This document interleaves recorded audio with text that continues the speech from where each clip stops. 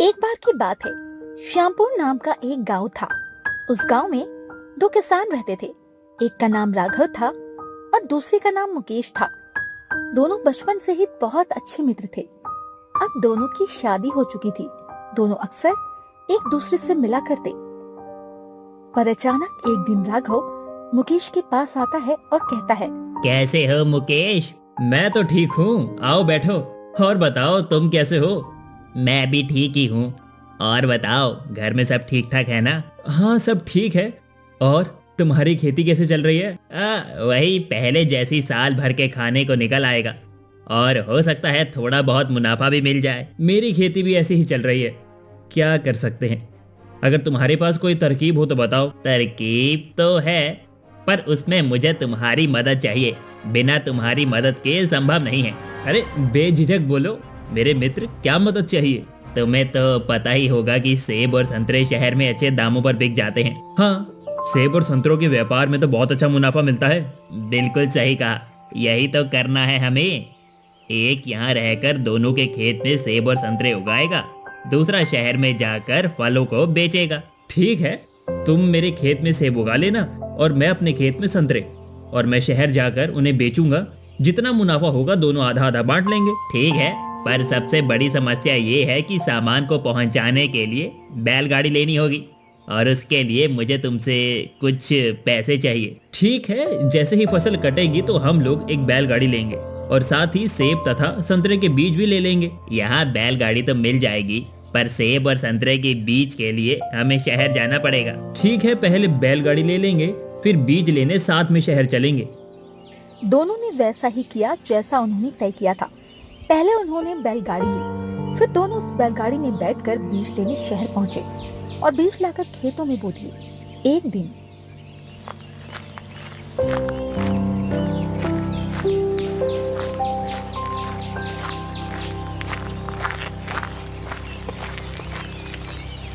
राघव भाई, जैसे हमने सोचा अगर वैसा ही हो जाए तो हमारे पास भी बहुत पैसे होंगे। चिंता मत करो मुकेश भाई, बस मेहनत करो, बाकी भगवान पे छोड़ दो। कुछ दिनों में पेड़ पर फल आ गए।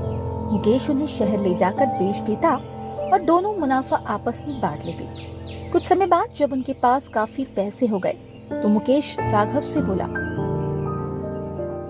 भाई मैं सोच रहा था कि मैं शहर में एक घर ले लूं और अपने परिवार को शहर में ले जाऊं। मैं चाहता हूं कि मेरा बेटा एक अच्छे स्कूल में पढ़े। ठीक है, जैसा तुम्हें ठीक लगे। तुम भी एक घर ले लो ना शहर में और अपने परिवार को वहां भेज दो। नहीं, मैं सोच रहा हूँ कि थोड़ी जमीन और खरीद लूं और उसमें अंगूर के भी पेड़ लगा दूं, ताकि हमारा मुनाफा और भी बढ़ जाए। ठीक है, जो तुम्हें ठीक लगे वो करो। कुछ दिन बाद मुकेश शहर से वापस आकर राघव से कहता है, राघव भाई, मैं सोच रहा हूँ कि शहर में ही कोई व्यापार कर लूं। क्या हुआ, इस व्यापार में कोई दिक्कत है क्या? नहीं, कोई दिक्कत नहीं है, पर मैं इस व्यापार में अपने परिवार को समय नहीं दे पा रहा। ठीक है, मेरी कोई मदद चाहिए हो तो बताओ। हाँ, मदद तो चाहिए। क्या तुम मेरी गांव की जमीन खरीद लोगे? अगर तुम्हें पैसे चाहिए तो बेझिझक मांगो, आखिर मैं तुम्हारा दोस्त हूँ। जमीन क्यों बेच रहे हो? अगर तुमसे पैसे लिए तो लौटाना भी तो पड़ेगा ही, और अब मैं शहर में रहूंगा तो इस जमीन का क्या करूंगा? अरे कोई बात नहीं, जमीन मत बेचो। ये वो पूंजी है जो बुरे से बुरे वक्त में भी साथ देती है।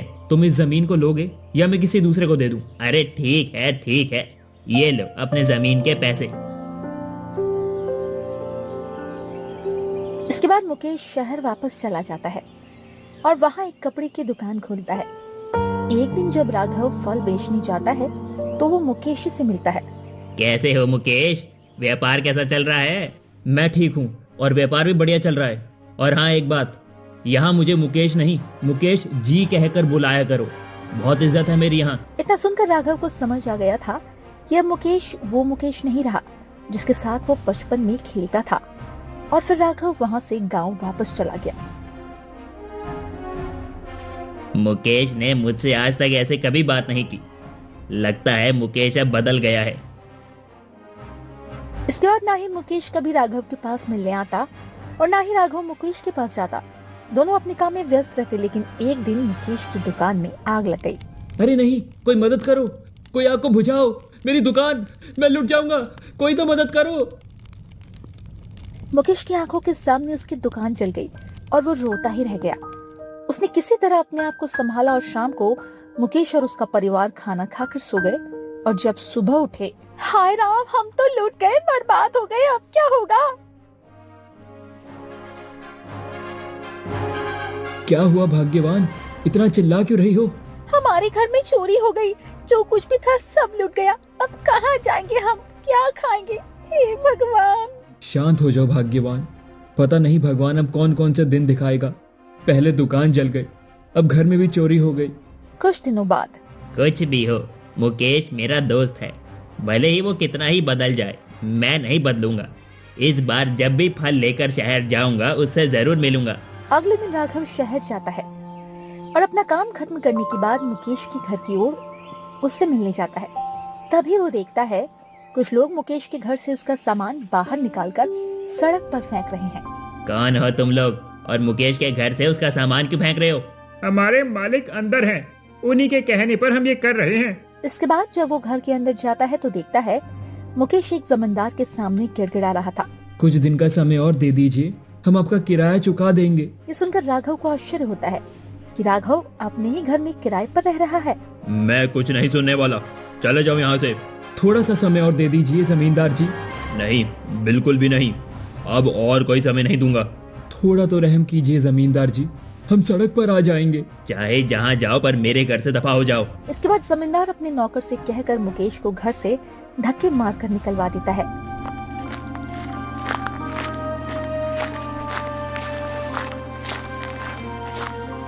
क्या हुआ मुकेश, तुम्हारी ये हालत कैसे हुई? राघव, मैं लुट गया, बर्बाद हो गया। न रहने को छत है और ना ही खाने को खाना। अब क्या करूं मैं, कुछ समझ में नहीं आ रहा। पहले तुम शांत हो जाओ, जब तक मैं हूँ तुम्हें चिंता करने की कोई जरूरत नहीं है। पहले चलो कुछ खा लो। राघव ने मुकेश और उसके परिवार को खाना खिलाया और गांव जाते समय रास्ते में मुकेश ने सारी बात राघव को बताया।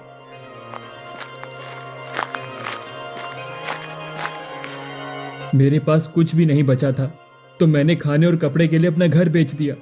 तुम्हें मेरे पास आना चाहिए था। किस मुंह से आता? थोड़े पैसे कमाने के बाद मैंने सबके सामने तुम्हें ऐसा कहा था, इसीलिए मैं शर्मिंदा था और नहीं आ पाया। कोई बात नहीं, चलो अब तुम अपने पुराने वाले घर में रहो और मेरे साथ खेती करो। पर मैंने तो अपनी जमीन तुम्हें बेच दी थी। पर मैंने उसे खरीदा नहीं था, संभाल कर रखा था। अब तुम्हें फिर से लौटा रहा हूँ। धन्यवाद, अब मैं तुम्हारे साथ फिर से फल बेचूंगा और इस बार तुम्हें कभी नहीं छोड़कर जाऊंगा। इसके बाद दोनों ने फल का व्यापार किया और खुशी खुशी अपना जीवन व्यतीत करने लगे। सीख: थोड़े से पैसे कमा लेने पर हमें उन लोगों को कभी नहीं भूलना चाहिए जिन्होंने हमारी मदद की हो।